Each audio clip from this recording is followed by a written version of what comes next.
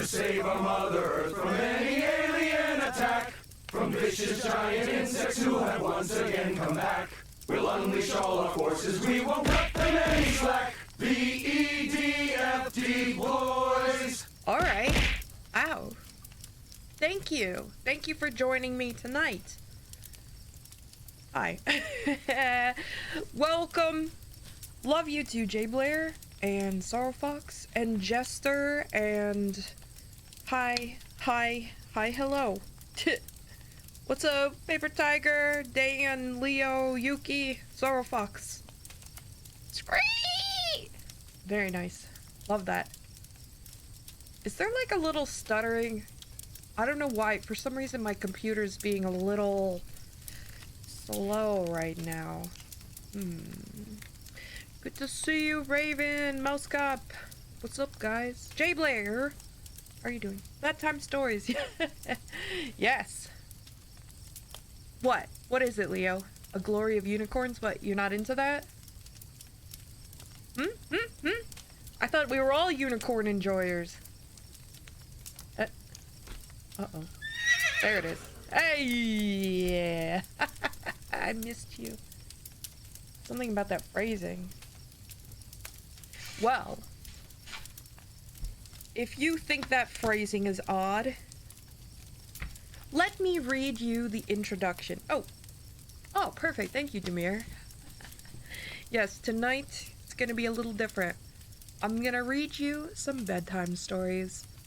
Thought it'd be fun. Do something a little chill. You just relax. And yes, they are all about unicorns. I hope you're ready for that. So, A Glory of Unicorns is a collection of unicorn poems and stories compiled by Bruce Coville, the man himself. It's not part of the main series of Unicorn Chronicles. I wanna ease back into Unicorn Chronicles. Alright. So tonight we're just gonna do like a low-key Unicorn Chronicles adjacent kind of reading. Alright? It's legit bedtime. A legit bedtime story. This time wait, you're in a lot of pain from the rain, the arthritis. All of it? Oh, man. That's a lot. Well, get nice and cozy, Jay Blair. I'm glad you're laying down, relaxing. Let's see. So, A Glory of Unicorns, you say? What do they mean by that? Let's get right into it. An introduction to A Glory of Unicorns by Bruce Coville. Is this distracting? Let me turn it down a little. It's distracting me, not gonna lie. The crackling. Yeah, let me know if that's annoying. Rain, pain, go away, come again another day. This isn't Fortnite. What? Turtled up. Ow. Love you too. No, it's not Fortnite. Love you too, Dan. You know, I realized I don't... I guess I should. I was gonna say, I guess I don't really need my headphones, but I have to hear the alerts, so I guess I do. An introduction. A gathering. A glory. It is a game among people who love words to come up with appropriate terms for groups of animals, or humans for that matter. Thus, we speak not only of a herd of cows, or a gaggle of geese, but also a pride of lions, a knot of toads, and a quarrel of lawyers. Let me adjust these. I got like a little reading light. I thought it was gonna help me, but it's actually totally in my way right now. I tried to prepare, and it's all going sideways already. Tallset, what's up? Love you too. Thank you for reading, because I don't know how to do that. Hang on, let me just adjust this. a congress of baboons. Really? How can I... This dang reading light, I need a better light. This one stinks. Does anyone recommendations for like a good light I can like attach to my desk? That something that has like, it's like I can move it around and stuff, you know, easily. I just have this cheap USB light. Yeah, a lamp. Bruh. Stop. The fire, it's so dim though. The light's so dim. And you know what's sad is the overhead lights, they're like, since I'm sitting in the corner, ow, what? Ow. A tier 2? That's one of them silly ones. Thank you, Dan, for the gifted sub for Sorrow Fox. That's kind of you. One of them silly subs. Tier 2? What? Who does that? What was I saying? Okay, yeah, anyways, I'm in the corner, so there's no light in front of me. So I cast the shadow on whatever I'm holding in my hand. So sometimes it's a little annoying, and I really need a light on my desk. And I was gonna say the fire is not enough light. I'm gonna strain my eyes. My eyes are very important. What was I? Okay, an introduction. Let me just start over, okay? I got a little sidetracked there. Actually, I just realized that I really... Ow! Yeah. Oh, I really should have cleaned my desk first. Oh my god. Oh. Okay. Full disclosure, I can't really, like, see myself playing a lot of games right now because I hurt my wrist. And I just did it again. Yeah, I hurt my wrist. Oh. So it's very tender. Oh my god, please don't fall. Please don't fall. Fudge! It fell. Okay. Oh, that felt it. Oh, I found a seltzer. I didn't know I had one of those. Ow! Ah, my wrist. I'm okay. Ah. Oh. I did hear a weird noise though. Ow. It's like I don't know, like a crack or something. Anyways. A glory of unicorns. Yeah, I don't know. I lifted something heavy and it was like at a weird angle and I hurt my wrist. That was like a few days ago. It's fine though. It only hurts when I try to use it at a certain angle. Anyways, welcome to welcome to bedtime stories with me, Slightly Midnight. I'm fine for surezies. Don't worry about it. It's fine. I have like some wrist brace around here somewhere. Yeah. Actually, I think I might move this light over here. That might be better. Oh my god. I'm a hot mess right now. What is going on? Okay, never mind. Alright. Anyways, we're good. So this is a collection of short stories and poetry all about unicorns, and it's compiled by Bruce Coville, so you might even say maybe this is, I don't know, related to the Unicorn Chronicles universe? Possibly, I don't know. Make your own conclusions.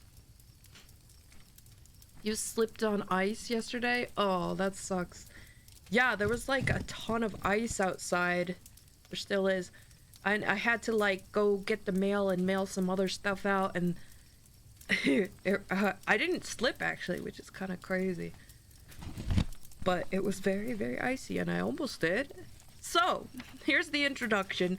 A Glory of Unicorns, alright? A Gathering, a Glory. Intro by Bruce Coville. It is a game among people who love words to come up with appropriate terms for... Ow. Happy 3 years of meow meow. To think I saw your stream on my recommend 3 years ago and you playing Destiny 2. I stuck around sharing lore, hence, fun fact of gaming and knowledge. If I had one regret, one thing, it would be not having the founder badge. Oh, but here we are. Here's to another year of being part of the Midnight Crew and more meow meow fun. Also, I still have dibs on the basement ceiling, and that's all of the ceiling. Well, you might have to fight some people for every corner of the ceiling, but okay, you could be a creepy crawly. Thank you so much, Jokey. 3 years, dang! I really appreciate all the support. I am very happy you're part of the Midnight Crew. Thank you so much for being here. I hope you're well. Wow, 36 months. Dang. Feels like it goes by so quickly. Alright, okay. Let's get into it, friendos. Jokey, I'm reading A Glory of Unicorns, some unicorn bedtime stories. Introduction by Bruce Coville. Here we go. It is a game among people who love words to come up with appropriate terms for groups of animals, or humans for that matter. Thus, we speak not only of a herd of cows or a gaggle of geese, but also a pride of lions, a knot of toads, and a quarrel of lawyers. I see that, Jokey, that it's the bit that you are. It's an unbroken streak, and I mean, you are one of the people who really helped me a lot with your support when I had to take time off and when I was sick and whatever, and it makes a big difference, and I'm very grateful. Thank you again for your support. To this list, I propose a new addition. A Glory of Unicorns. Of course, one unicorn is glorious in and of itself, but when you have several of them together... Dropping my 40 and returning to my left corner. What a Dictor flex! Pete's my heart. Sheesh! Thank you so much for the 40 months, Trip. I hope you're doing well. Appreciate that. Appreciate the support so much. Enjoy your lurk, and I hope we can get some ramen soon.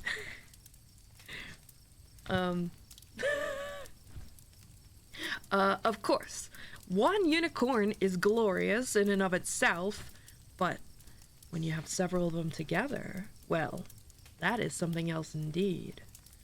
A thought, or a sight, should you be so lucky, to lift the heart and make it sing. A glory. Why this should be so is an interesting matter. I know that... Was that Dan who did that? I knew it. Love you too, Kenshi! A whole glory. A collection of turtles is a bale? Are you for real? What? That's enchanting. A bale of turtles? Aw. I wonder if Trip knew that.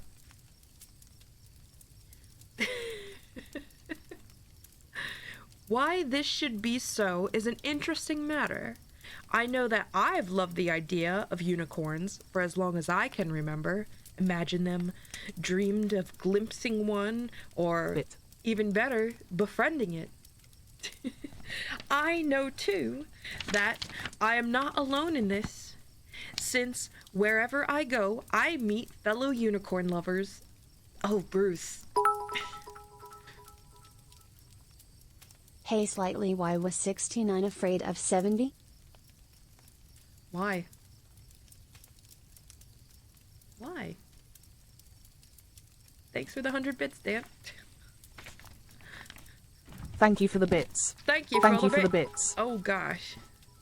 Because they got in a Because fight. they got in a fight once and 71. Wow.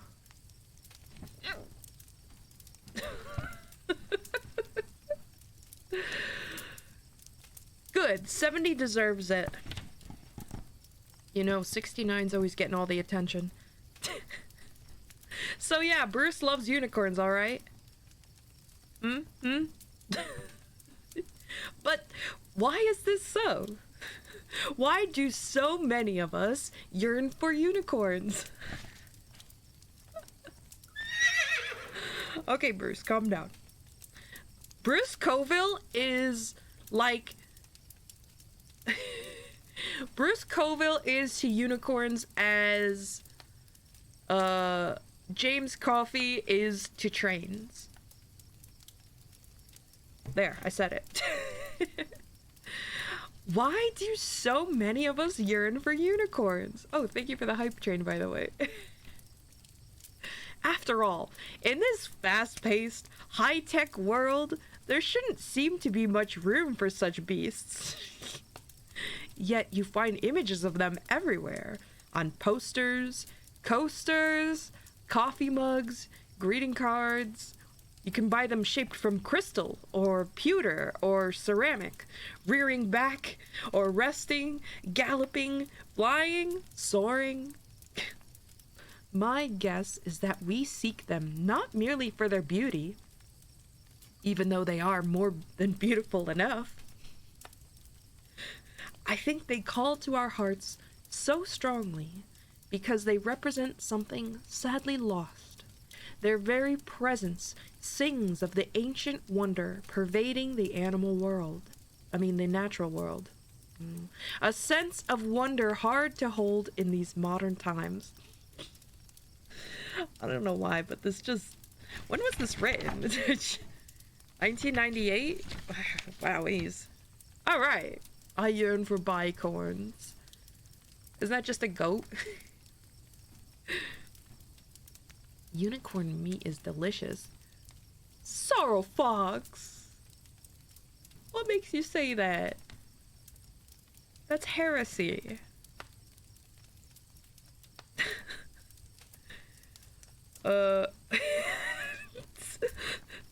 Underlying our desire for unicorns, I suspect, is a longing for purity.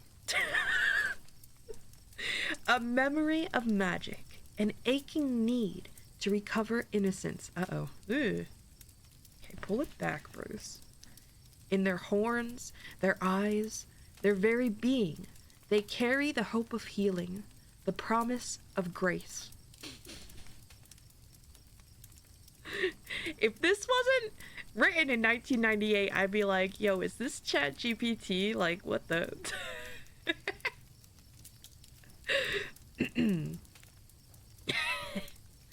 But beware! That wonder and that healing and that grace do not come without a price. As many of these stories will tell you, for this is not a book about sappy unicorns. The writers of the stories that follow know magic is tough, love hard and demanding, and unicorns not as easy as some of us might like to think, neither safe nor sweet nor simple. Following the unicorn path. Sorry. Following the unicorn path requires all the strength, patience, and courage you can muster.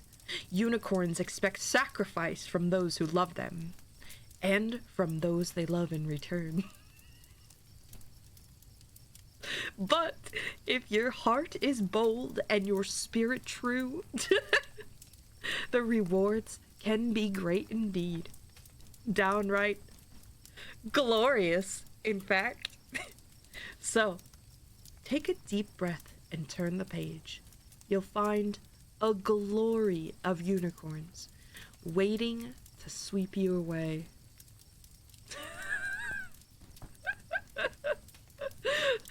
Yeah, didn't that make it seem like they're dangerous and kind of scary? Which I think is cool, but then he's all like... Also, he's like, man, I love unicorns. They're so majestic and cool. I wish unicorn was my best friend because then... then it'd be so magical and enchanting and oh my god. Oh, hey.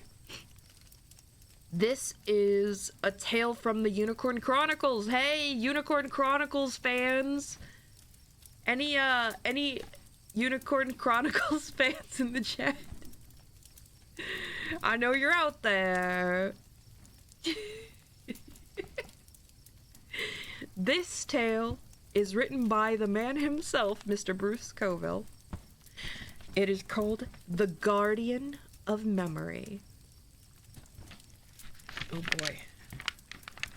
Let me ow! Let me just assess this for a second. Oh my god. Oh, I bet you might be able to guess who this is about. Actually, wait, I don't know. I have no idea. Never mind. Russ! Love you too. Thank you for the love. The Guardian of Memory by Bruce Coville. The banging at the door woke Grimwald, keeper of the Unicorn Chronicles, from his nap.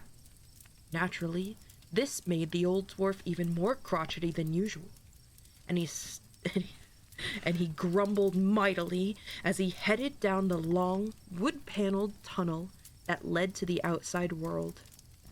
The banging continued. "I'm coming!" he shouted as he stumped along. "I'm coming!" More banging. He could tell from the sound that it was made by a hoof.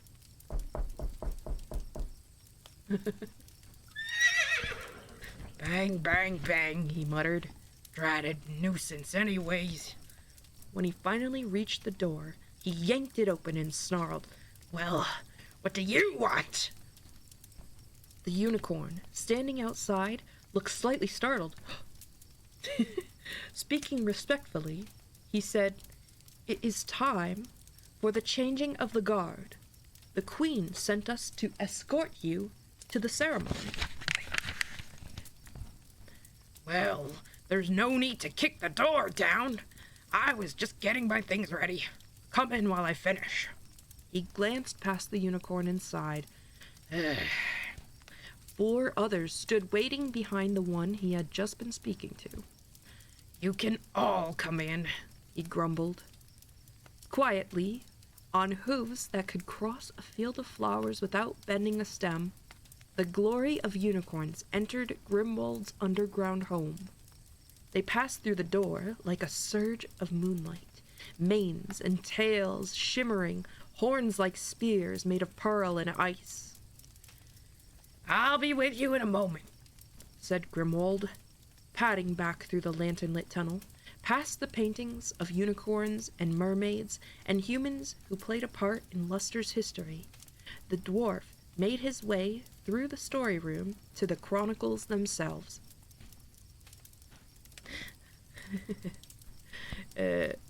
What'd you just say about me?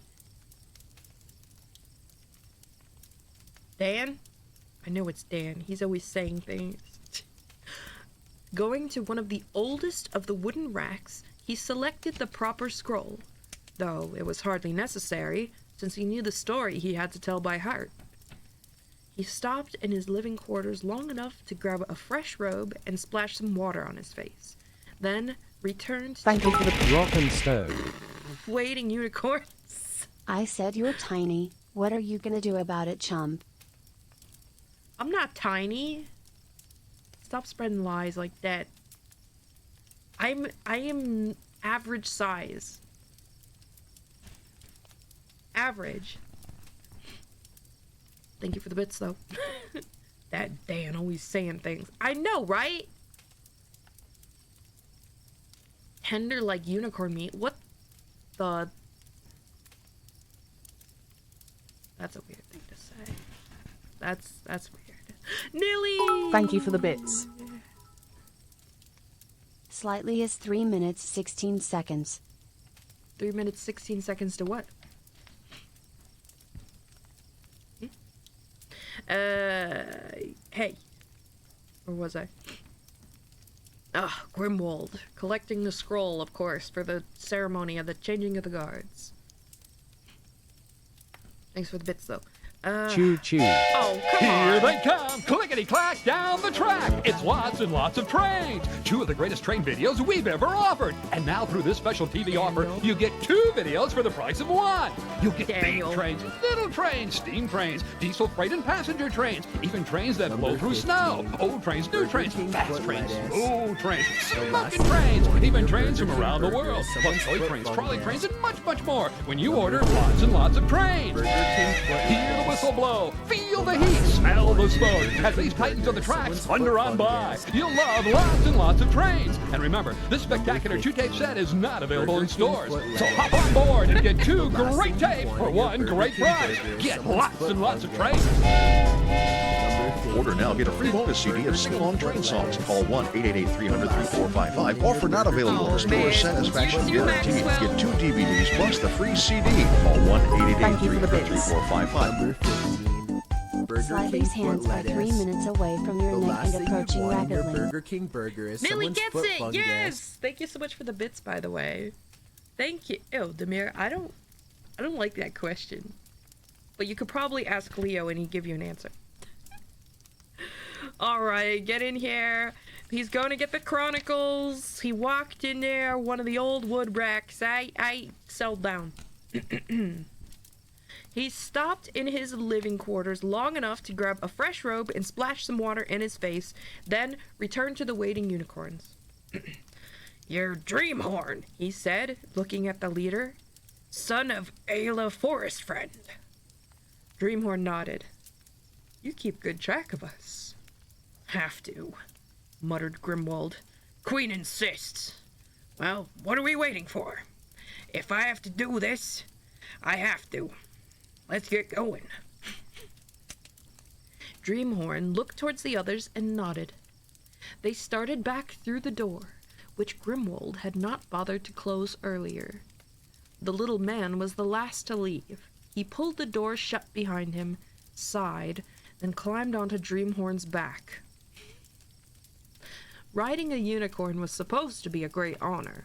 Grimwald, however, preferred to walk, and rode now only because he was too old to travel the entire distance to the gathering place on foot, a fact that annoyed him to no end.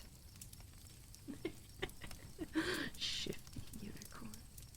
Grimwald and the unicorns journeyed peacefully, with no sign of the Delvers that were the unicorn's main enemy in Luster. Autumn was on the land, the forest rich with the reds and oranges of the season.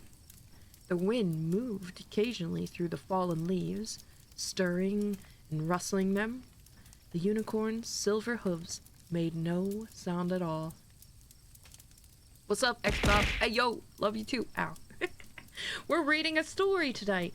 Bedtime stories. So relax. Relax. Sit on down. Everything's gonna be fine.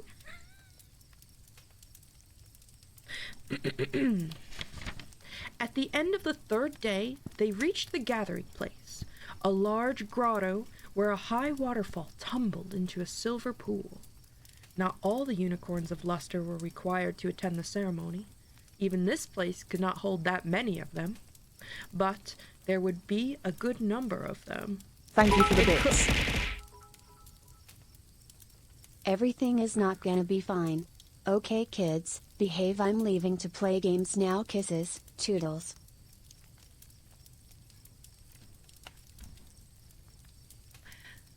Number 15. Thank you, Dan, for the bits. There would be a good number of them, including all who might be chosen to become the new Guardian of Memory. 11 11 in the morning. Well, it's 11 at night for me. Well, good morning stories then. Morning stories. It's like morning cartoons, except stories about unicorns written in the late 90s. Though they arrived 2 days before the ceremony was scheduled to take place, Arabella Skydancer, Queen of the Unicorns, was there to greet them. Grimwald closed his eyes for a moment when he spotted the Queen. It hurt him to see how thin his old friend had become. Not thin in the sense of gaunt or bony. Oh. Son of a gun. There. Thinness was that of one who was fading away. Though he would not want to admit it out loud, Grimwald knew he would miss her when she left this world behind. The Queen bowed her head in greeting when she saw him enter the grotto. Grimwald returned the gesture, fighting down the surge of emotion as he remembered all they had been through together over the years, the dangers they faced, the boons she had granted him in return for his service. "The time has come again," she said softly when he was standing by her side. "As it always does," said Grimwald. "All too swiftly." "Not too swiftly for the current guardian," said the Queen, sounding amused. Grimwald nodded. Though it had been 25 years since the last changing of the guard, he remembered the ceremony vividly, and the sorrow that had followed when Night Eyes was chosen. Manda Seafoam, his mother, had been nearly inconsolable, but then someone always mourned when the guardian was chosen. "You've been well?" asked the Queen, interrupting his thoughts. Well enough." "And busy?" "Too busy. If your subjects would stop having adventures for a year or two, I might be able to catch up on my work. As it is, Arabella, I fear I shall never be current." The Queen laughed. "Ha!" A sound like water on smooth stones, like wind passing through daisies. Grimwald had been making the same complaint for over 200 years. "I'll see what I can do," she said. The dwarf snorted, which is not considered an appropriate response to the Queen. Arabella pretended not to hear. Hang on. I must adjust the angle of my mic real quick. Welcome to Bedtime Stories with slightly midnight. No relation. I think that's better. I think? Is this better? Is this better? I don't know. Wait, this is... Hey, you! Unicorn. Ah! Oh my god! Jesus, what the... Raven! Raven, thank you so much for the gifty subs! Oh my god. Thank you for the gifted subs! That's very kind and generous. Thank you so much. Oh my gosh. Hey, oh my god. Look at that. Oh, really good snipes in there. You got Xbop. You got Baito. Also, hello, Baito. Good to see you. Welcome to the glory. The glory of unicorns.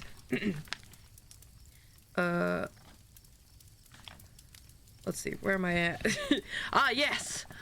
Grimwald. He was woken the next morning by a unicorn standing at the foot of his bed. Oh, that's creepy. She made no sound, simply glared at him. That's very creepy. But you're not a doge? Huh? Meow, meow, meow. She made no sound, simply glared at him. What a creep. But the old dwarf felt her presence, even in his sleep. Opening one eye, he glared back at the unicorn and growled, "Leave me alone." "I have to speak to you," she said urgently. With an exasperated sigh, Grimwald sat up. "About what? Not a story, I hope. I don't take stories this early in the morning. Lots of others ahead of you anyway." The unicorn shook her head. "I want you to tell me how I can be chosen to be the next guardian." Did I get this book at the Scholastic Book Fair? This one I actually ordered online, but funny enough, there's like a sticker in the front. It was used. It says from the library of someone. I don't want to dox this random. Salt Lake City, Utah. So interesting. What the? Did I just? Oh my god. Keyboard, just go away, please. Keyboard, stop accidentally pressing things. Please. I'm gonna just move all this stuff. Alright, that's better. Something about unicorns. That's crazy. Oh.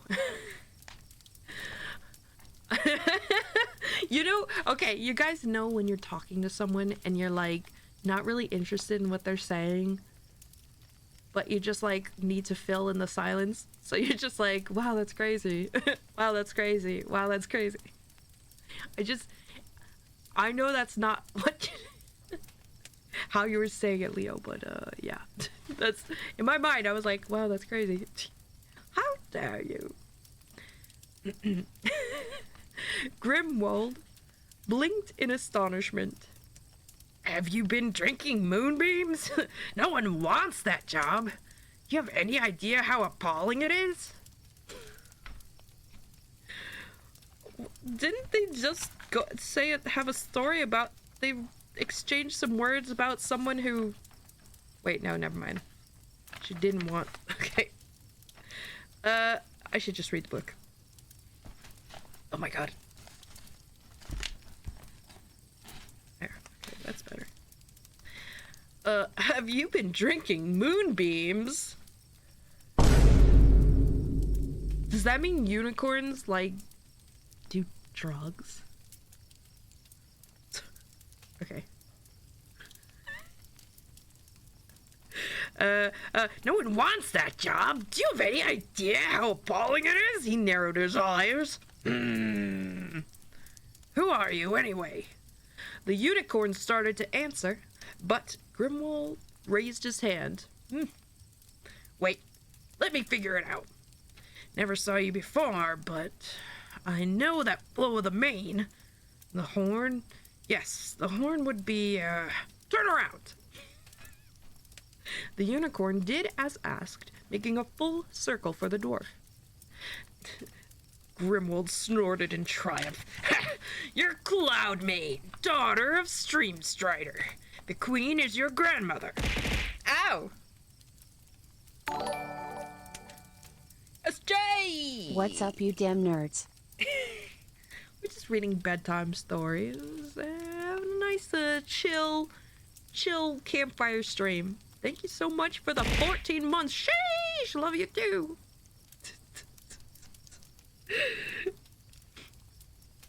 Buckle up. The unicorn's large eyes widened in astonishment. How did you do that? It's my job to keep track of you unicorns. Even young and foolish ones like you. Now, why in the world do you want to be chosen guardian? Oh, never mind. It doesn't make any difference anyways, you silly thing. Only stallions take that job. It's not for mares. And a good thing. Dangerous, thankless task that it is. He narrowed his eyes. Why do you want the job? Out to prove something? Running away? some young stallion break your heart?" Cloudmane's nostrils flared, and her enormous blue eyes flashed with a fire and a strength that surprised the old dwarf. "My reasons are my own," she snapped, her mane bristling. "Arr! I ask only for some advice." "Yeah, keep your commentary to yourself, old man." Wait, Cloudmane. I wonder how old.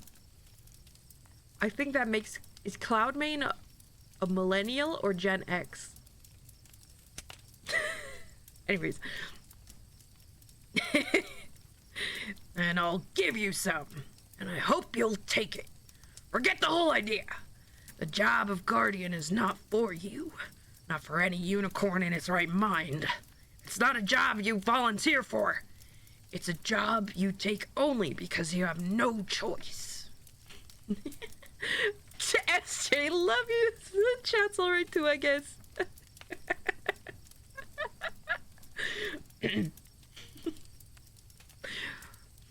"We'll see about that," muttered Cloudmane. Spinning on her silver hooves, she trotted away. Tra-la-la-la-la. Her seafoam tail whisking angrily behind her. She made not a sound as she crossed the carpet of dried leaves that covered the forest floor. Oh, they're roughing it in the woods? Man, my mental image is like some like tiles and maybe like stone floors that I guess they're horses. They can't like build things. They don't have hands. Well, Grimwald closed his eyes and tried to go back to sleep, but it was impossible. The rising sun was too bright, the conversation too upsetting, and he missed the comforts of his familiar caves. Feeling even crankier than usual, he rose and went to the stream to get a drink and wash his face. All through the day, as the unicorns arrived, Grimwald fretted about his conversation with Cloudmane, and wondered if he should speak of it to the queen. But Arabella was busy with her duties. Between preparing for the ceremony and greeting old and honored friends, she had little enough time for him to bother her with nonsense from a young mare that, in the end, would come to nothing anyway. Many of the arriving unicorns made it a point to seek out Grimwald. Some came to tell him they had new adventures for him to record in the chronicles. Others wanted simply to greet him and to inquire after his health, a kindness that pleased the old dwarf in spite of himself. He kept an eye out for Cloudmane, but did not see her again. Aside from Grimwald, only a handful of two-legs were invited to the ceremony. One was a girl named Ivy. That's what's her name's grandma. The character from the book. Oh my god. One was a girl named Ivy who had the queen's blessing. Another was a painter named Master Chang, a handsome man with brown eyes and long, dark hair, who sometimes made pictures of important events in luster, pictures that were stored with Grimwald in the Cavern of the Chronicles. A third was Madame Leonetti, an old woman who wore a dark blue robe and gazed at the world from beneath its hood with eyes so sharp and bright it seemed they could start a fire of their own accord. The book! You must not read from the book! I think about that line a lot. You guys saw The Mummy, right? You must not read from the book! The Book of the Dead, because then Imhotep will be resurrected from his slumber, and he will come for revenge. But that's not what's happening here. Ivy came to stand beside Grimwald as he was watching the unicorns gather. She fussed with her long red hair for a moment. The wind kept trying to rearrange it, then asked shyly, "Did you finish my story?" Grimwald, who was no taller than the girl, gave her a sad look. "I've written down what happened to you so far, but it may take... It will be many years before your story is finished."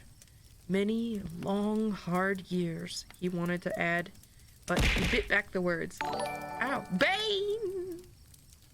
Past 3 years hiccup hype. Oh. Past 3... Shush, look at you! Thank you so much for being here. 3 years. Bane! Bane!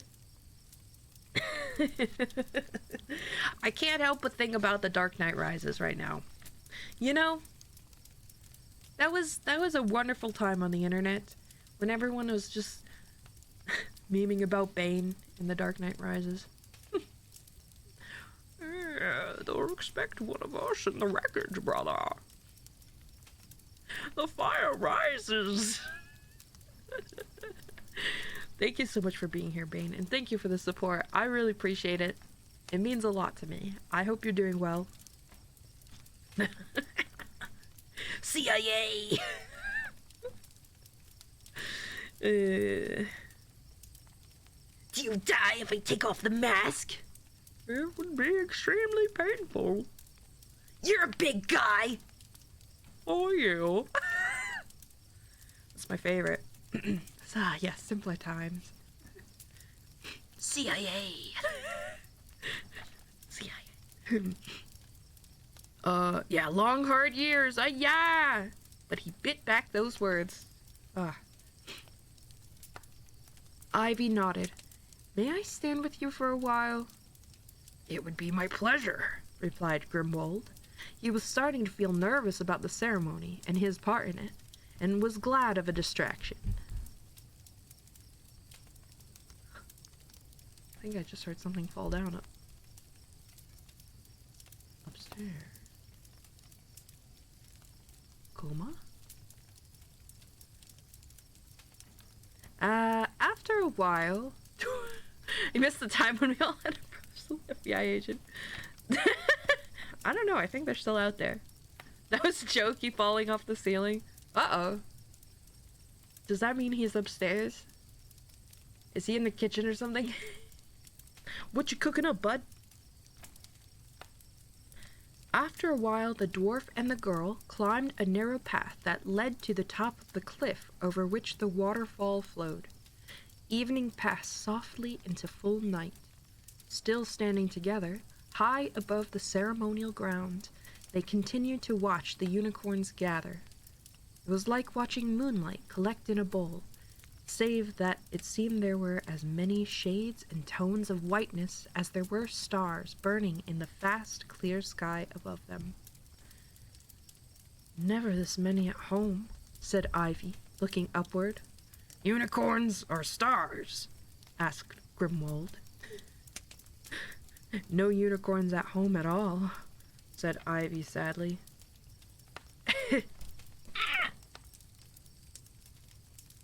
My soup supply!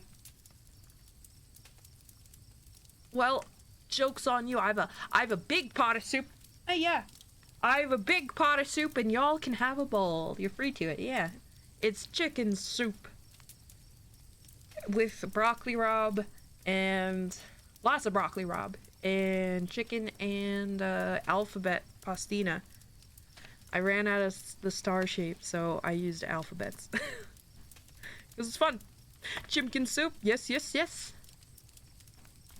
I've been making it like every other week or so. Grimwald snorted.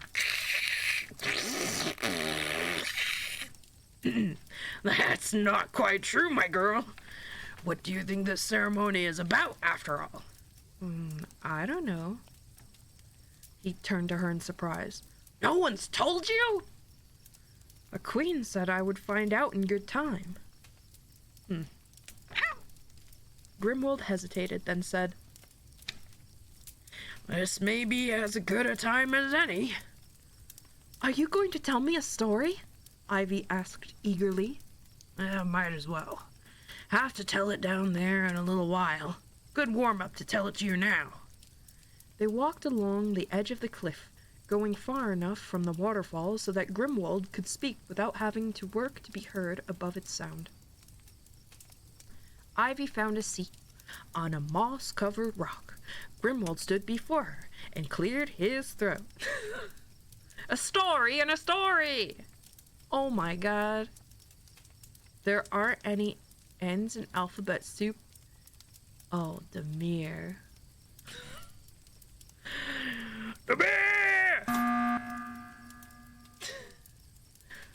Settle down, goofball.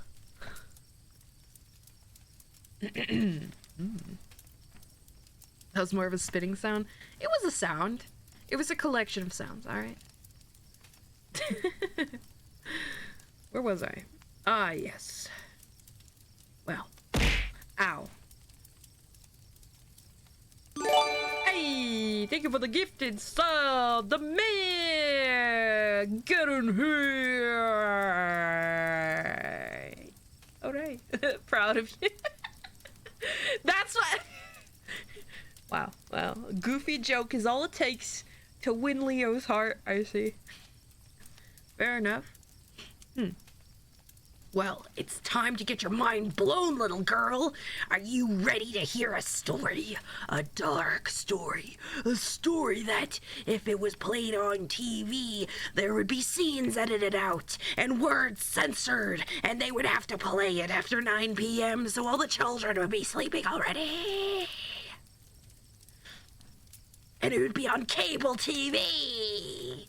Maybe even HBO. Yeah. Hey yo, Annie, good to see you. Kumbam, what's up? I am reading bedtime stories about... Oh, cable, never mind. It might still be streaming. I lost my place, honestly. Give me a second.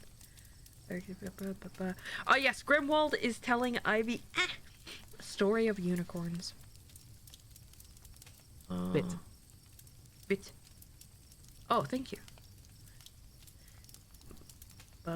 Ivy found a seat on a moss-covered rock. Grimwald stood before her and cleared his throat.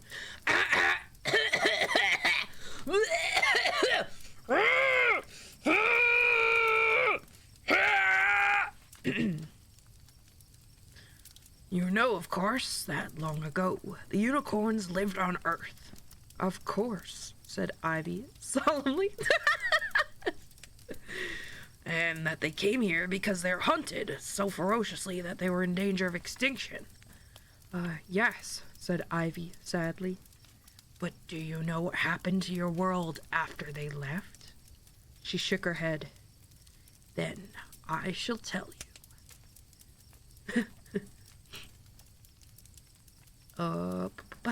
The old dwarf closed his eyes for a moment. Ivy heard the flick of wings above her, the occasional cry of a night bird, a rustling in the nearby bushes. When Grimwald finally began to speak, his voice was deeper, softer, calmer than usual. This is the tale he told her.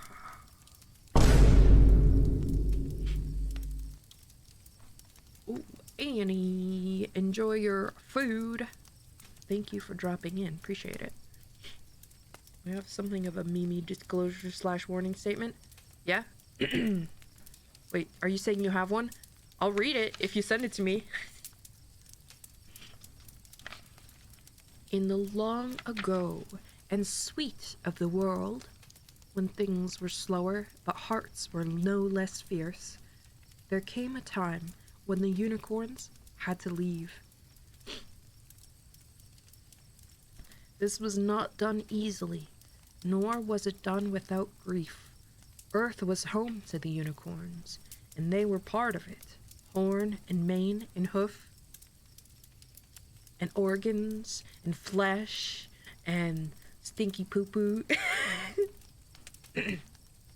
But to say it was but to say was to die, for the hunting of unicorns by their enemies had become all too successful. Which organs? Most of them. Organs.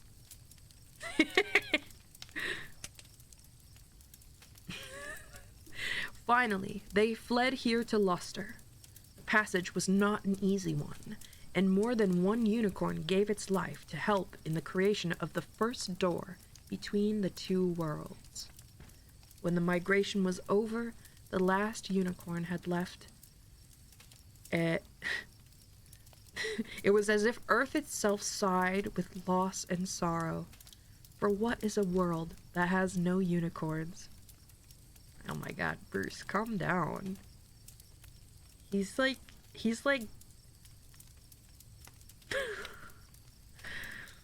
he's really into unicorns.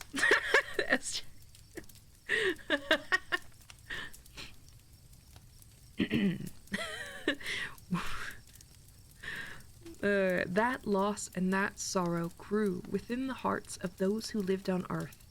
Even those who had never seen a unicorn, never heard of a unicorn, felt the passing of something sweet and wonderful. It was as if the air had surrendered a bit of its spice, the water a bit of its sparkle, the night a bit of its mystery. But only very few knew why. Not all felt the loss in equal measure. The coarse and the crude were but vaguely aware of something making them uneasy in their quiet moments. Most people simply felt a little sadder, a little wearier. But for those most open to the beauty of the world and all its joys and sorrows, there was an ache in the heart that grew greater by the day, until it seemed that grief would overwhelm them. Oh, start every chat on all streamers followed by a specifically craft alert. Yes, yes, Annie, I love that. 100% yes. You take your time though. I know you're eating.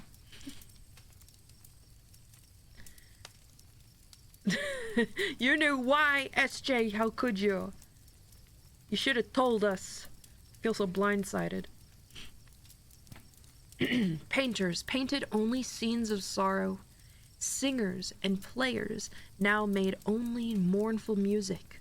Storytellers, sensing the loss, told tales that made their audiences weep long into the night, and offered no light tales, no comedy for relief.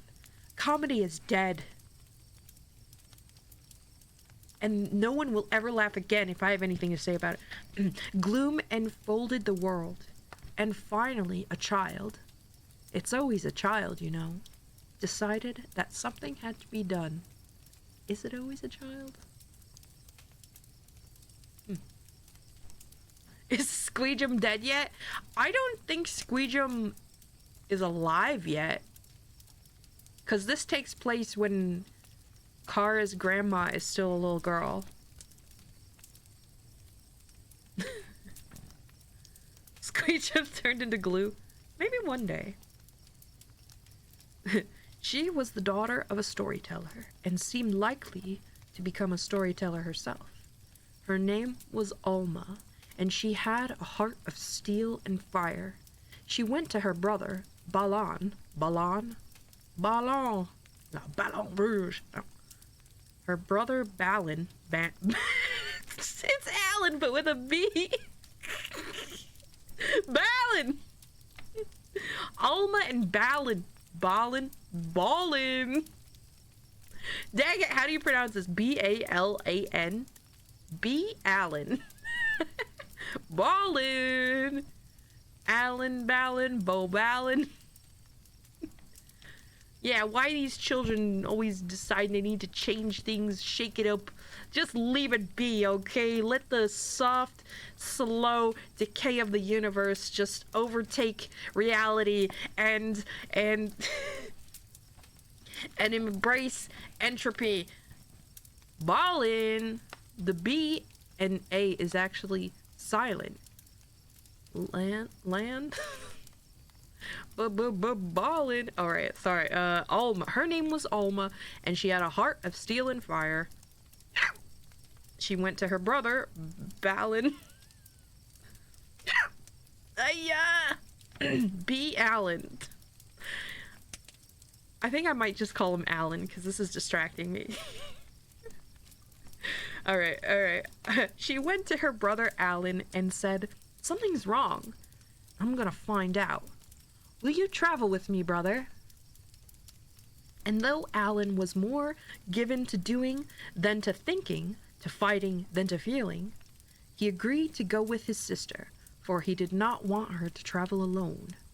She gathered some food and a few coins, which she carried in a pack on her back, and several of her father's best stories, which she carried in her heart, and set out. She went on foot, and Alan walked beside her, one hand on his sword. And the sword was needed, for the road was perilous. It had always been dangerous, even in the best of times, but with the passing of the unicorns, hearts had become hungry, and in some, that hunger turned to viciousness. Blood for the blood god. Are you talking to me? My name's Bort. Ah, my son's also named Bort. Okay. This broadcast has been rated U for... Oh, Laser Snail. Hello. Thank you so much for the follow. Welcome to the Midnight Crew. Oh, yes. Annie, thank you for this. I love this already, and I'm only one sentence in. This broadcast has been rated U for unicorns by the local media classification board. This program may include silky smooth manes, silverhorn light hooves, surprising gore from goring, and mysterious disappearing acts not suitable for anti-fantasy audience. Viewer discretion is advised but not required. Okay, wait. Take two. Take two. This broadcast has been rated U for unicorns by the local media classification board. This program may include silky smooth manes, silver-lined hooves, surprising gore from goring, mysterious disappearing acts not suitable for anti-fantasy audiences. Viewer discretion is advised but not required. I love it. I love it. I love that. I love that. I want infinite of those. Can I have more? Okay, sorry. You eat your food, okay? Oh, the hunger, the blood hunger. It turned to viciousness. For 3 years, Alma and Alan traveled through peril and pain, and many times Alan's sword saved them from disaster, and many other times Alma's stories gained them food and shelter, and sometimes even a clue. Finally, weak and weary, wandering through a deep forest, they came upon the home of an old magician named Bellenmore. It was set in the side of a hill, and magic hung thick about it. When they first approached, the door began to sing. Bellenmore, Bellenmore, wanderers too, outside your door. Bellenmore, wanderers too outside your door. Bellenmore, wanderers too outside your door. Hey yo, newbies! Thank you for the redeems, and how are you? Good to see you. How does one view discreetly? I don't know, like put a curtain over your head or something. Stand in front of the TV, but like with a blanket over your head. Or under the covers, looking at your phone. Every single time you came into a stream makes you, oh, yes! Annie, yes! I'm hyped. I love that. I love those beautiful words that just came from you. And the blinds closed. Yes, blinds closed. I very much look forward to any more of those you drop in the future. Thank you. Bellenmore, wanderers outside your door. Bellenmore wanders to outside your door. Then a wall, or something like a wall, for they could not see it, only feel it, rose in front of them, and they could go no farther. There they waited until the old man appeared. Glaring at them from under bushy eyebrows, he said in a voice that creaked and cracked with age, "Well, what do you want?" "We want to know what's gone wrong with the world." "Heck of a thing to say," said Alma, her voice gentle, coaxing. "For 3 years now, things have seemed flat and stale. Something is lost, and we have come seeking it." Bellenmore closed his eyes, then released a sigh so heavy it seemed to flow not from his body, but from some place deep in the earth itself.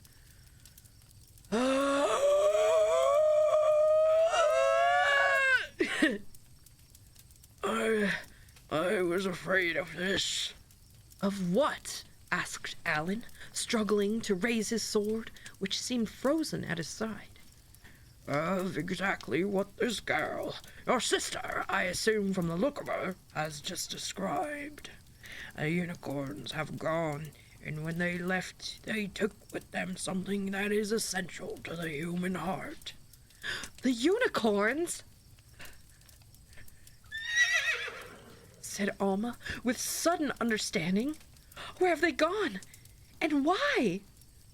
How did they get there? Can I follow them?" Hold!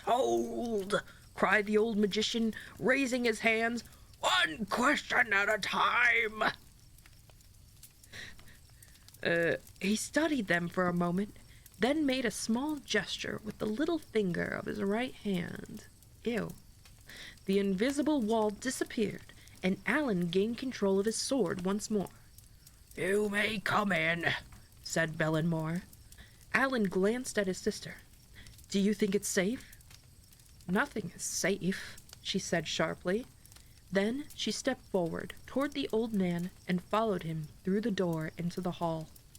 The inside of his house was warm and cozy, and slightly strange. A green fire crackled on the hearth. On the mantel above the fireplace stood a row of earthenware mugs with hideous faces. One of them winked at Alma. Another leered and rolled its eyes. And a third stuck out its tongue and made a rude noise. That's great. Then they all began to sing a bawdy song. Bellenmore waved a hand to silence them. "Shut up!" The tables and chairs were made of dark wood and ornately carved with some odd designs, others with scenes of dragons and unicorns. At one side of the room was a tall oaken stand. A thick book rested open upon it. The longest table held a glass cage with no top. Inside the cage was a lizard, which was resting its front legs on the upper edge of the cage and staring out at them with a curious expression. "Sit," said Bellenmore, gesturing towards one of the chairs. Alma sat. Alan stood behind her, both because he had not been invited to sit, and because he would not have sat even if he had been asked. His hand rested on the hilt of his sword.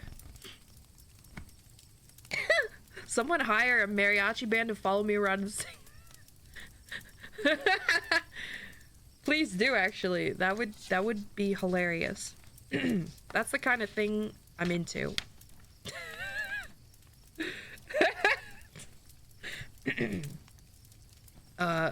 Bellenmore did sit, his rope shifting and whispering around him as if it were alive. "Alas, the unicorns," he said sadly. "What happened to them?" asked Alma. "They were driven away. There's a family that holds an ancient grudge against them, and the hunting had become so fierce that it seemed they all might perish. Finally, the unicorn queen came to me and asked if I might open a door for them, as I had for the dragons." "The dragons?" asked Alan, confused. The magician shrugged. It was much the same thing. The world is changing, boy. Wildness and magic are in retreat before the rise of men. Better, much better it would be for science and magic, order and wildness, natural and supernatural to live together, but that cannot be. At least, not for now. So, the dragons have gone, and the unicorns had to leave as well. I helped them open a door to a place that they have named Luster. It is a good place for them. They did take a piece of our hearts with them when they went. Send me through the door, said Alma. The old man looked startled. That's not possible. Why? Bellenmore blew a puff of air through his shaggy white mustache, then looked down at his knobby hands. Finally, he said, The queen wouldn't like that. I don't like what's happened here, replied Alma firmly. I must speak to them. I want to speak to your manager. They're not tame beasts, you know. I am not a tame girl.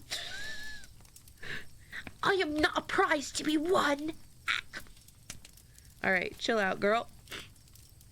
Bellenmore stood. Come here, girl. Alma rose from her chair and went to stand before the magician.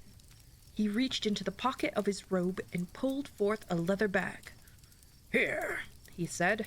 Take this for your troubles. The bag was very heavy. Alma undid the strings that held it shut and glanced inside. It was filled with gold and jewels. She snorted and handed it back to him. Don't be silly. That's not what I came for. A corner of his mouth twitched upward in what might have been a smile. I guess it's not, he whispered.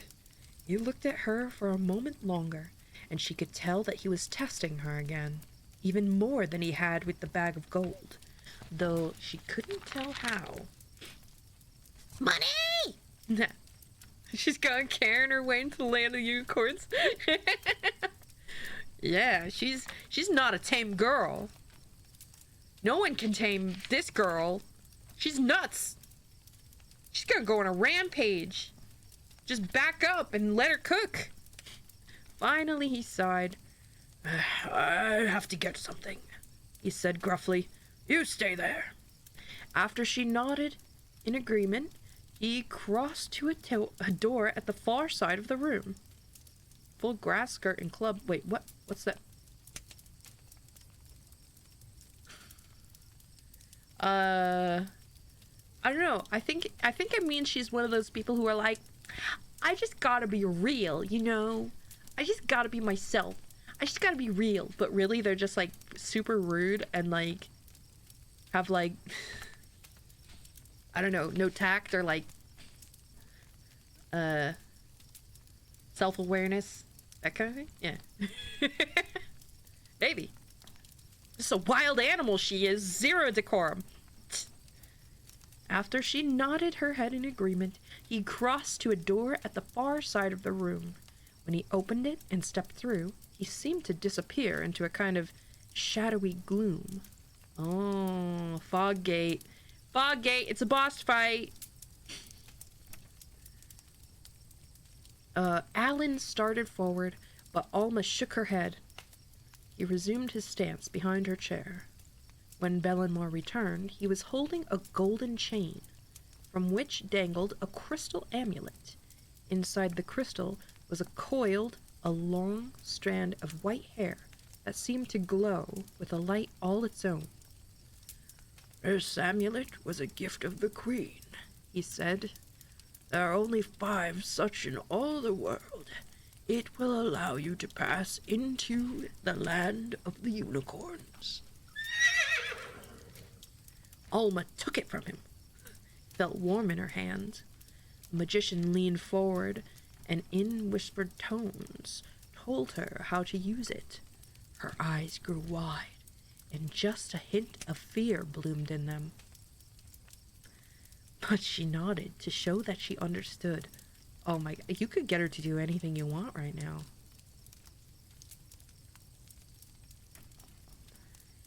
And what do I do when I get there?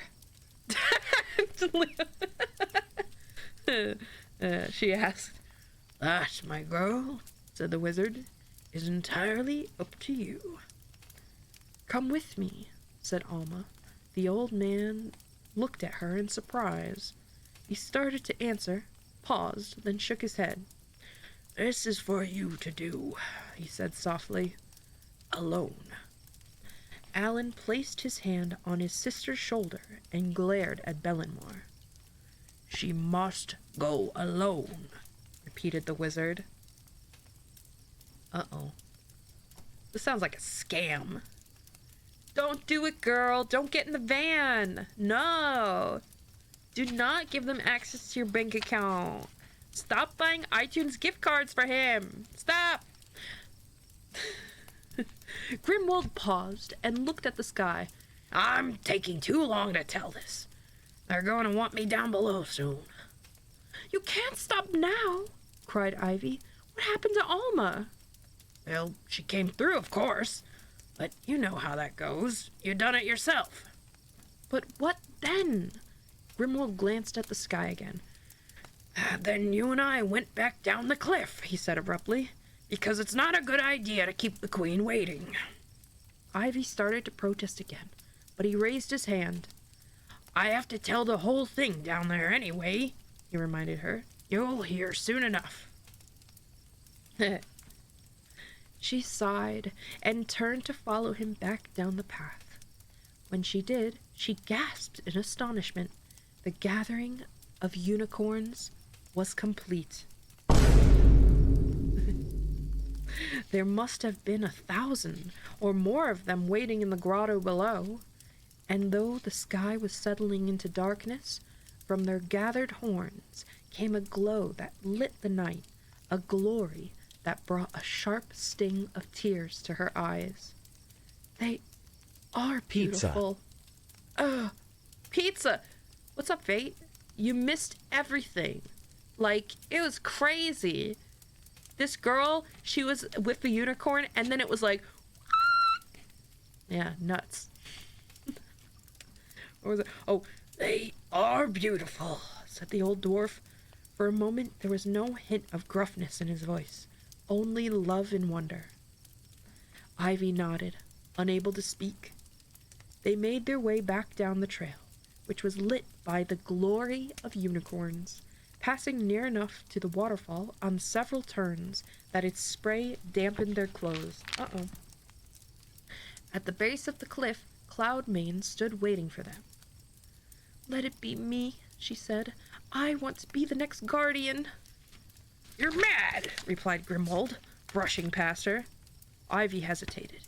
She knew she should follow Grimwald, but the unicorn, whom she had not met before, was clearly in great distress.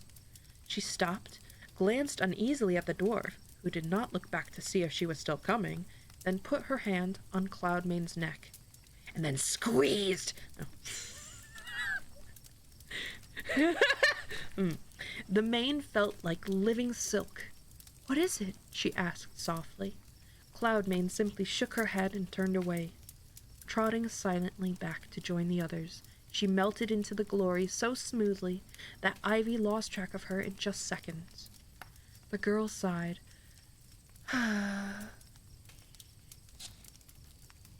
Horn and chest scene again. Oh, why was it so warm? Maybe. I didn't... Well, this takes place after that. But maybe. No, probably not. She disappeared. Melted into the unicorns. The girl sighed. Grimwald was far ahead of her now, and she scurried to catch up. Before she had gone 10 paces, a pair of tall stallions barred her path. Only Grimwald goes on from here, said one of them, gently but firmly. The 2 legs stand over there. Ivy started to protest, then remembered it was a privilege to be there at all. Yeah, girl, chill. She's also untamed. She looked after Grimwald and realized that following him now would be like walking out onto a stage during a play, or rushing up to the pulpit during a church service. She turned in the direction the unicorn had indicated and saw a handful of humans and near humans, including 2 elves and a gnome. A gnome! Ah! They were standing beneath a clump of blue-green trees that were almost like the pine trees of home, but somehow different, too, of course. She recognized Master Chang, the painter, and old Madame Leonetti. The others were strangers to her. She went to stand with the group. The ceremony began. The queen spoke first, greeting the gathered glory with what was clearly great joy. Yet there was sorrow in her voice as well. Then came a song that was made not of sound, but of light, and which Ivy heard not with her ears, but with her heart. Whoa. Yeah. They're just, like, pumping the room full of moonbeams right now. Sounds expensive. When the song was over, a tall stallion walked to the front of the group. He stood for a moment, then trumpeted a call that pierced the night, seeming to split the sky itself. A deep silence, a quiet unlike anything Ivy had ever experienced before, descended over the clearing. Even the waterfall seemed to have fallen silent. Moonbeams is just radon. Stop! No! It doesn't work like that. There's no radon here. It's gone. There's no radon. You don't want radon, trust me. The stallion spoke into that silence in a voice that was no more than a whisper, but that carried to the farthest edges of the glory. We are here to choose the next guardian of memory. It is a position of honor and horror, of strength and sorrow, of glory and grief. He who fills it must be strong and swift, brave of heart and fleet of foot, able to endure not only pain and loss, but the piercing joy of an unexpected love that cannot last. To ready your hearts, listen once more to the story of the first guardian. Horror! Into the silence stepped Grimwald. The old dwarf began to speak, telling them all that he had told what he had told Ivy, and more, adding details of the unicorn's first passage into luster, and how it came to be. Though Ivy had just heard the story, she hung on every word, drinking it in, trying to understand still more deeply. By the time Grimwald came to the point where he had left off before, she felt as if she were not hearing the story, but living it. Wow! My isekai fantasies are coming true! Number 15, Burger King foot lettuce. Now, when Alma had entered the land of the unicorns, she had, as should be no surprise, adventures strange and wondrous. She was captured by the Delvers and held prisoner for 3 years. Jesus! In her escape, she out. Ayo, Ayabusa, what's up? Love you too. Yo, what's up? What is this? This is a short story from the universe of the Unicorn Chronicles. And it is one of many stories in a book called A Glory of Unicorns, which is a compilation of all different stories and poems about unicorns, compiled by Bruce Coville, who is the author of the Unicorn Chronicles series. And this is about the first guardian of the memories or something. I don't know. True stories. Yes. True stories. Meow. Now, when Alma, okay, something. Now, when Alma had entered the land of the unicorns, she had, as should be no surprise, adventures strange and wondrous. She was captured by the Delvers and held prisoner for 3 years! 3 years captured by the Delvers. Have y'all seen Goblin Slayer? Anyways, in her escape, she saved a young princeling named Windfoot. Windfoot. Windfoot, who was much beloved of his mother of the what? Universe of Corn. Oh. They probably enjoy corn. I like corn. I ate some corn yesterday, and it was spicy and delicious. Anyways, in her escape, she saved a young princeling named Windfoot, who was much beloved of his mother, the queen. When the two arrived at the court, the grateful queen offered Alma a boon.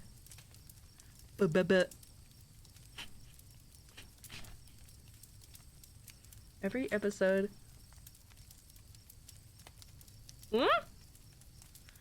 Has the same trope. Did you watch anime?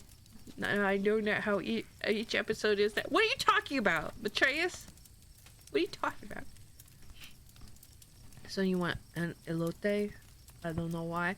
Oh my god. I don't know what it's called. It's like, what I had was like, it was like street corn, but it was like, it was wetter than I'm used to. It was very delicious. Oh yes, a boon! Alma stood, small and quiet. She looked around at the unicorns. Gathering her breath and her courage, she said, "Come home." Whoa, bold. A murmur of horror rippled through the glory. "Come home," said Alma again, and this time there were tears coursing down her cheeks. "Something good is dying without you." She stepped toward the queen and touched her, which was a great crime. And then everyone took out their Glocks. But the queen did not move away. Pressing her cheek to the queen's, burying her face in the mane that felt like spun cloud and smelled of the sea and the forest and something more, something that cannot be named, Alma whispered, "Hearts grow hard and wary, pain spreads and joy diminishes. Those who hated you hate you still, but those who loved you or would have loved you, or wanted to love you but never had the chance, are being scraped hollow by a loss they don't understand. Come home, please, come home. We're withering away without you." "The world is not kind to us, child," whispered the queen. "It's even unkinder without you," replied Alma fiercely. Then, her face pressed close to the queen's ear, the storyteller's daughter began to sing of all the unicorns have left behind, of all that the unicorns had left behind, the good and the bad, the stinky doo-doo, and the pee-pee poopy. Okay, I'm sorry. Let me start that sentence again. She sang all that she had seen in her... Wait, she... I'm okay. Then her face pressed close to the queen's ear. The storyteller's daughter began to sing of all that the unicorns left behind, the good and the bad, the oceans and the forest. My God, imagine someone singing right in your ear. Like, sounds actually very unpleasant. She sang all that she had seen in her long wandering to find the unicorns. Pulsing through her song was the sorrow she herself had felt with their passing. Beneath that quivered the love of things unseen and mysteries unsolved, of untouched joy, just waiting past the next moment, had vanished with the passing of the unicorns. As Alma sang, the queen remembered all the humans the unicorns had loved over the years, humans who had loved them back with open hearts, humans who had fought and died for them. She remembered, too, the world that had given them birth, a world no more beautiful than luster, but no less either. And she thought of her own son, whom Alma had saved from the Delvers, and finally she said, "Peace, girl, be silent. Here is what I will grant you. From this time forth, there shall always be one unicorn, one and one alone, who lives in the world of our birth. That unicorn will have to be enough to remind you of what was and what can be. He will live alone in the high places. He will not be seen often or by many, but his presence should be enough to keep something alive in you. He will guard the memory of what has passed to this world, and the sight of him will help to keep it alive. Those who know such things will know, and those who understand such things will understand. And it will be, if not enough, then something. Something." Then she turned to her son Windfoot and said, "Will you be the first?" And Windfoot agreed, and so it was, and so it will be. Windfoot returned to the land of the humans for 25 years, and then, when his time was up, a glory of unicorns gathered to choose a new guardian of memory who went to take his place. And again it was done, and again, and yet again, for these many centuries, though not all the guardians of memory survived their full 25 years, for the hunting still goes on, and the world is full of danger. And now the night for choosing is upon us once more, and that is the tale of its beginning." His story finished, Grimwald came to stand beside Ivy. A deep silence filled the grotto. Into that silence came the voice of the queen, sighing across the glory like wind through clover. "Willing hero, willing victim, child of strength and pain, the chosen one, walk alone in the paths of sorrow for the sake of those we have left behind. Who will step forward to try the wheel?" Silently, about 100 stallions moved to the front of the glory. Then, to Ivy's surprise, Madame Leonetti stepped forward too. In her hands was a wreath made of white and yellow flowers that Ivy did not recognize. The old woman held the wreath to her side. At shoulder height, the first of the unicorns came forward and took it with his horn. He held it for a moment, then, looking both disappointed and relieved, bent his head so that the next unicorn could take it from him. In this way the wreath passed from one unicorn to another, with no decision being made. "What are they waiting for?" asked Ivy. "How will they know?" But Grimwald only shook his head and whispered, "Watch!" From horn to horn went the wreath, without a sign of change, until only 3 volunteers remained. Though the queen appeared unworried, Grimwald was beginning to grow fretful. When the last unicorn took the wreath, a cry of astonishment went up. The reason for the cry was not that something had happened, but that it hadn't. No decision had been made. No new guardian had been chosen. The queen looked towards Madame Leonetti. "What does it mean? Can the magic have failed after all these centuries?" Madame Leonetti spread her hands. I really don't. She was interrupted by an outburst from among the unicorns. Let me try, called Cloudmane, shouldering her way past a pair of stallions considerably taller than herself. Let me try. This is not for you, said one of the stallions gruffly. Go back, Cloudmane. It's clearly not for you, she replied defiantly. None of you have been chosen. Will we let our old world wither then? Shall we give up being guardians because of your stubborn male pride? Will we leave Night Eyes stranded there forever? Or will you let me try? Let her try, whispered the queen. Madame Leonetti smiled and extended the wreath.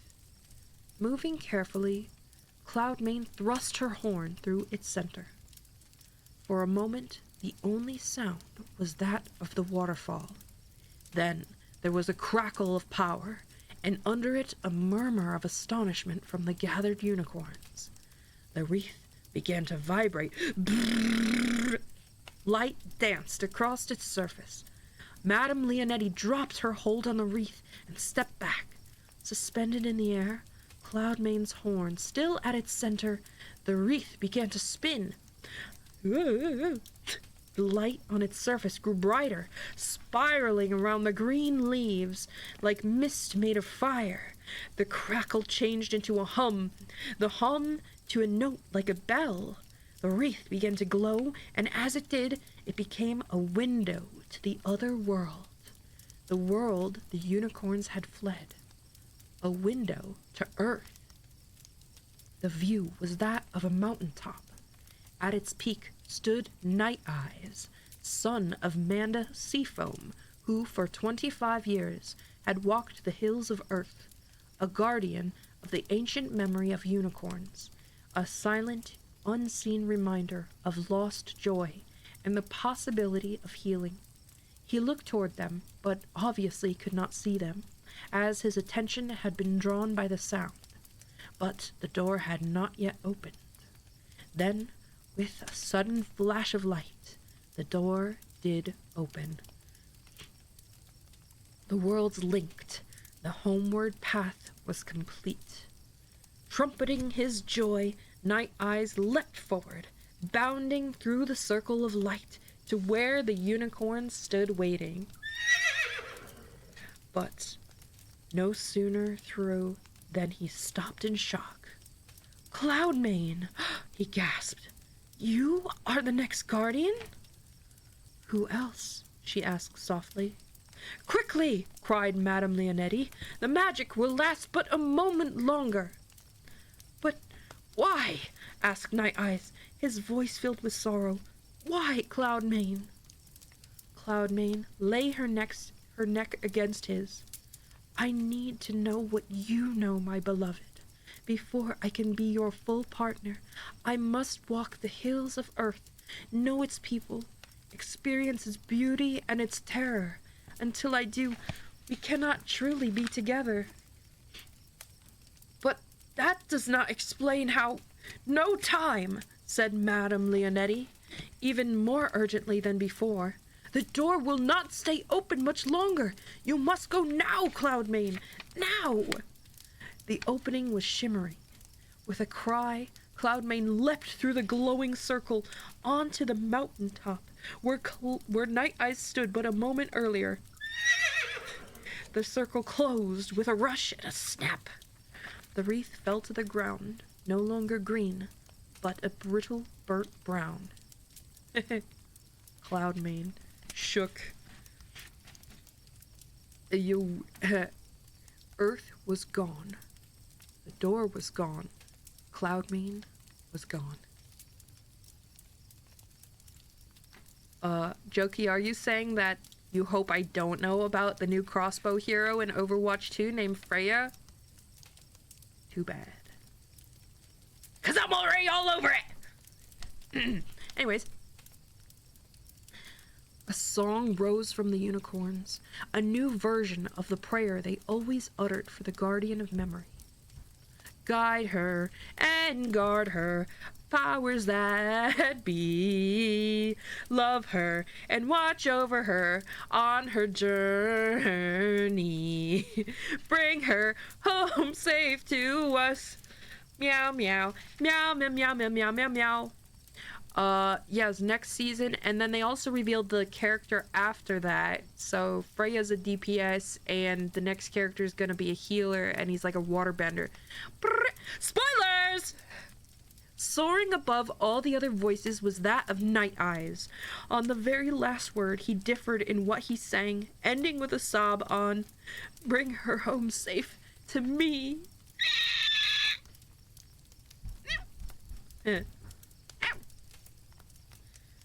Soaring above all the other voices was that of Night Eyes. Wait, I just read that.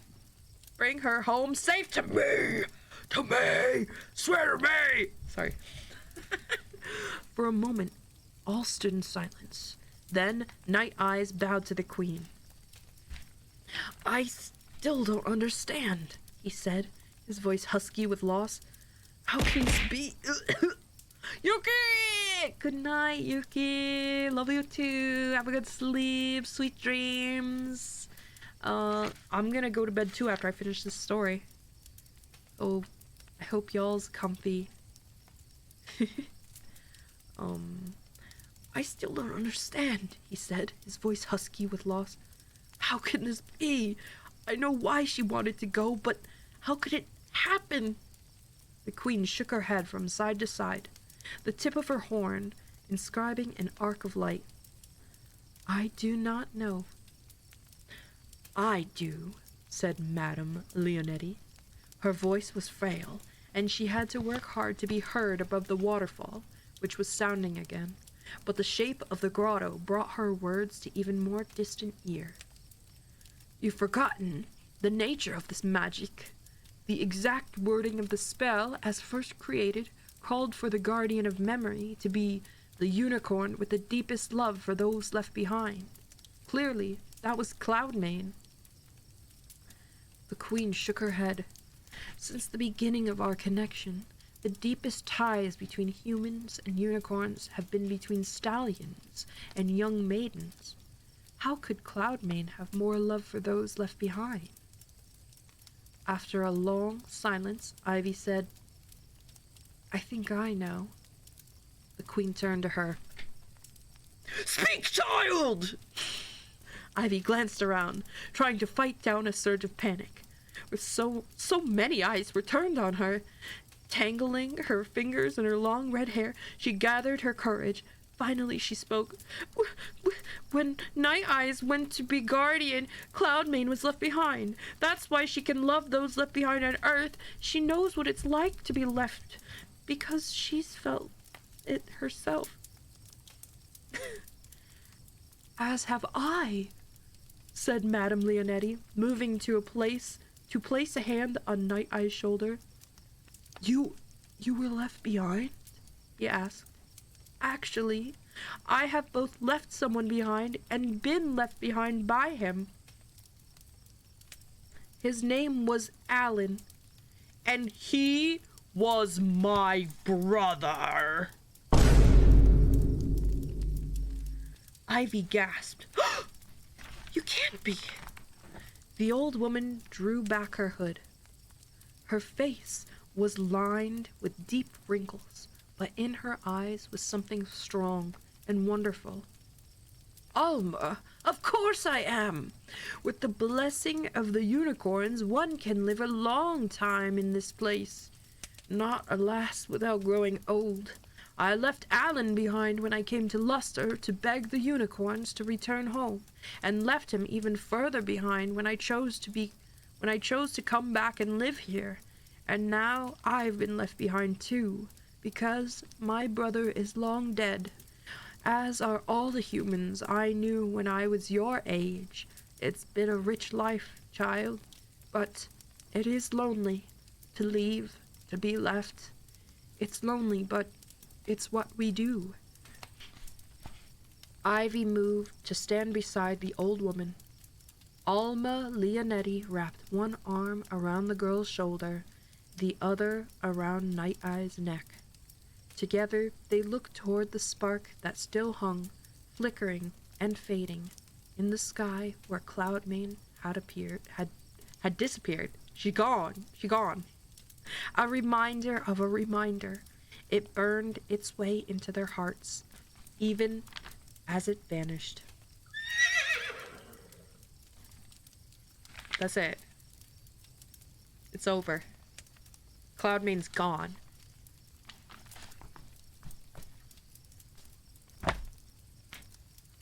That's it.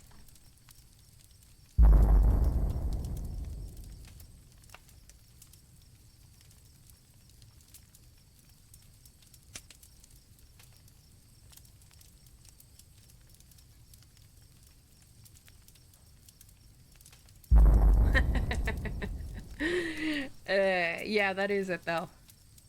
Thanks for sticking around, you guys. I hope you enjoyed the bedtime story.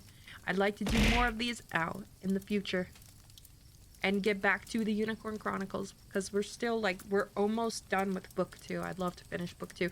I have so many books to read to you guys. I have all the first 4 Unicorn Academy books, which are probably going to be a lot faster reads and a lot more lighthearted and probably a little juvenile. And then I also have this super weird one that Jokey found, the Jade Unicorn. That one's gonna be super weird, and we'll see how that goes. But thanks for being here, and I hope you get a good rest. That's it for the stream, but thank you so much for being here. I'll see you again in another day or another year. No, just I'll see you Friday tomorrow, guys. This week I'm taking Tuesday and Thursday off. See how that goes for me. So I'll be back Friday. You need to pee? Can you get up? I don't know, can you?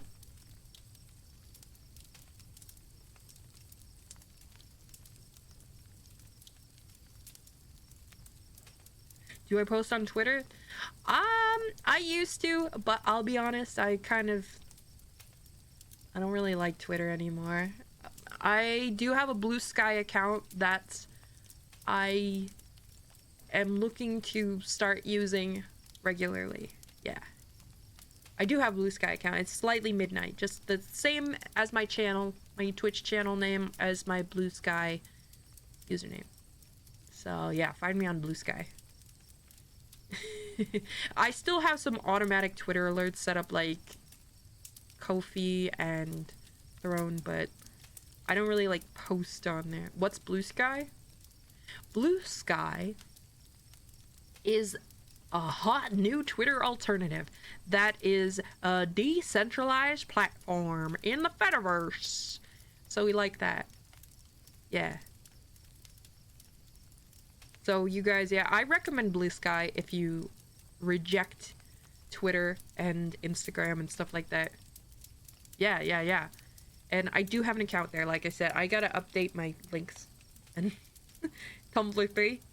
Love that. Well, I've been looking forward to posting a lot of art again somewhere, and I will never inhabit Twitter like I did before.